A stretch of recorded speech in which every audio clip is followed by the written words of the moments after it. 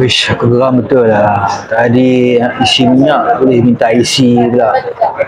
Kau ingat aku agak asing tak? Minta isi. Isi lama dah tak pakai. Hari tu last bayar Sarah nak pakai IC kan. Sebagai IC kan ada apa, minta IC, rupanya ada diskaun. Bukan ada diskaun lah, budi bahasa budaya kita. Tengok apa yang berlaku hari ni. Ada warga Malaysia kerja dekat Singapura, dia lesen IC, dia lesen Singapura, boleh ke? Tak boleh kan, lesen Singapura.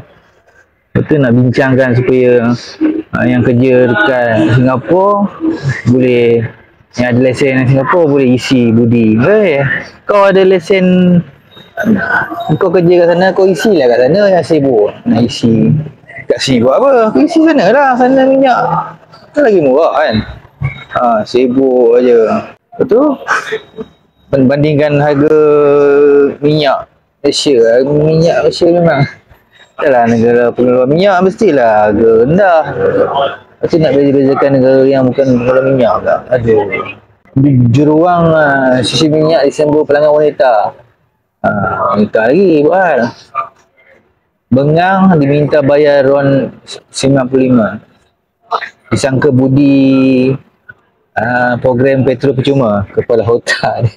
Petrol percuma, bayarlah. Aduh. Nak free je. Betul lagi seorang ni, lelaki poyo ni. Tak nak guna IC, tak nak pakai budi. Lepas tu konon nak bantu negara. Apa, bantu negara. Kau orang bagi budi, kau pakai je lah. Konon tak nak pakai IC, nak bayar macam biasa RM2.60 kan.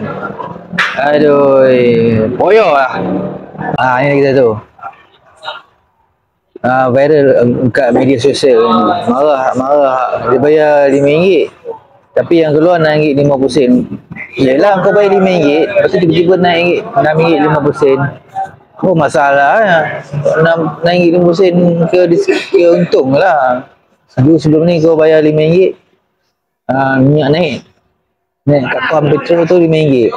Ini kau bayar RM5 tapi naik RM6.50. Okey lah, untung lah. Lepas tu kau bisi menang lah. Janganlah undi. Menang lah. Kau salahkan kerajaan pula. Undi lah. Lepas tu cakap jangan undi. Aduh, apa kaitan dengan undi dengan minyak ni? Kau yang bengap dia marah-marah. RM6.50 bayar RM5. Memanglah tadi aku isi pun RM6. Lepas tu dia keluar RM7.50. Ni kan salah kira apa, nak pergi kat kaunter lah, nak bayar balik kan. Nanti pergi ke balik, ini lantak lah. Dah bayar RM6 kan, tapi dia naik lebih. Ini ingatkan 1 bulan 10 punya 30 September nak bayar minyak, tiba-tiba dia minta FC. Minta FC pula ni, tak pernah lah. Lepas tu bagilah isi. Lepas tu isi minyak, tu naik. Aduh, ini pengalaman yang menduka citakan. Aduh.